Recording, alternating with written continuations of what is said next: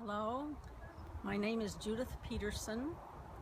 I have been a psychotherapist for a great many years, and I've seen a lot of healing, and I'm going to try and share with you some of the healing ways that have worked so well.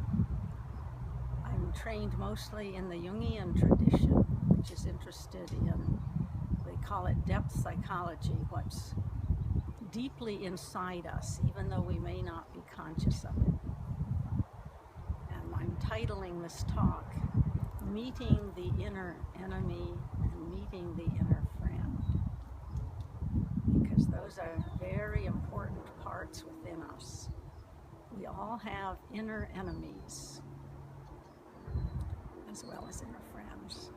And if we don't know our inner enemies, which are always putting us down, we tend to hear it outside of ourselves.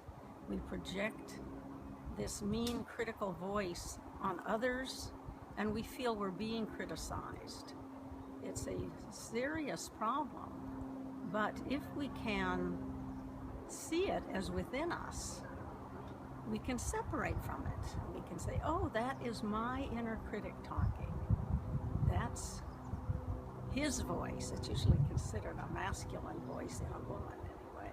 We call it the Animus. And that's not me. That's just the inner critic. And we can learn how to hear it and separate from it. And the inner friend is so helpful to us because we also look outside ourselves for this great friend who has the love we need and the understanding we need. And usually the outside people don't come through like we need them to. And that can be problematical. But if we can find within us this friend, it can be the support that we long for. I'm going to tell you a little experience I had with a friend of mine who was having a midlife crisis and was very upset. And she even hospitalized herself and spent some days in the hospital and wanted me to come and see her, and I did. And I said to her, you know, the criticism you are hearing is from a part of yourself, and you can picture it as sitting on your shoulder, as if this vicious critic who was so putting you down and threatening was right there. And you also have a friend on the other shoulder who does understand you and love you, and you can be aware of both of these people, both of these parts, and listen to them and then decide what's true for yourself. And she did that. She could hear the inner critic as, yes, a part of herself. She could hear the friend as a part of herself. And she recovered beautifully from her crisis. And she did tell me later that hearing those voices and seeing them, picturing them on each shoulder was very helpful to her. So I